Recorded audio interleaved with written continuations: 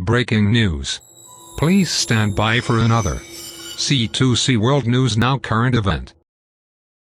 Hello, today is Friday, and this is the 23rd day of September 2016. Developing story. Iran has issued a statement in regards to the warning that was given to the United States Air Force when it tried to fly two U.S. spy planes through Iran's airspace. Back on September 10, 2016, it was reported that two United States spy planes have flown within a mile of the Iranian airspace. Both spy planes as well as the United Nations immediately received warnings of a potential shoot-down by Iranian land and air forces should they breach the designated airspace. According to officials, the September 10 warning was issued as both planes flew on a reconnaissance mission just 13 miles off the coast of Iran, through the Strait of Hormuz and Gulf of Oman. This proposed flight path would have been just 1 mile short of the 12 nautical miles that belong to Iran's territorial waters. U.S. military officials immediately released a statement to Iran and the UN that said, Iran behaved unprofessionally and unsafely during the stunt designed to test its reaction. We wanted to test the Iranian reaction, the U.S. official told Fox. Anytime you threaten to shoot someone down, it's not considered professional.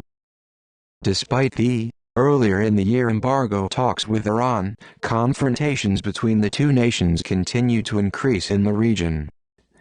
Tehran continues to allegedly threaten to shoot down any United States spy planes or military aircraft in the vicinity of its borders.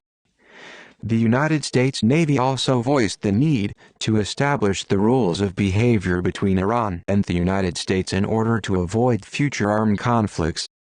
This latest incident in the Persian Gulf comes as the United States continues to insist that Iran is harassing its warships in the region.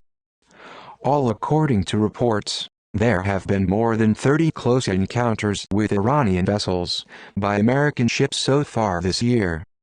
Just last week, a United States Navy ship was forced to change course after an Iranian Air Force plane came within 100 yards of the USS Firebolt in the Central Gulf.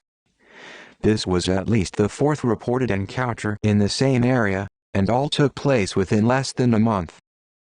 In August 2016, the USS Nits, a guided missile destroyer, was intercepted by 4 Iranian military boats near the Strait of Hormuz.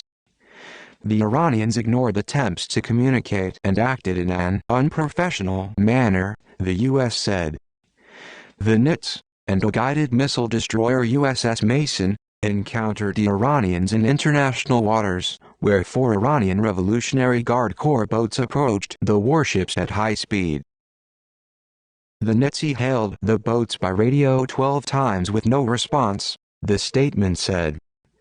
After 2 of the Iranian boats came closer, the U.S. crew used a ship whistle and flares in an attempt to communicate with the Iranians, but those attempts were also ignored. The destroyer ultimately changed course to steer clear of the Iranian vessels. Another incident took place between the United States Navy and the Iranian forces during the month of June 2016. 5 Iranian military vessels maneuvered extremely close to a U.S. warship that was carrying a top American general. The ships, which were dispatched to the Strait of Hormuz by the Iranian elite Revolutionary Guard Corps, came within 500 yards of the USS New Orleans and its escort, the USS Stout. Both United States ships are guided missile destroyers. The Iranian fleet consisted of 4 speedboats, 3 of which had mounted machine guns, and a guided missile patrol ship. And we all remember what happened in January 2016 when we all witnessed 10 United States sailors detained by Iran's naval guards. According to reports made by the United States, this was caused by repeated crew errors and navigational problems that the U.S. crew had faced. The sailors had never traveled such distances before.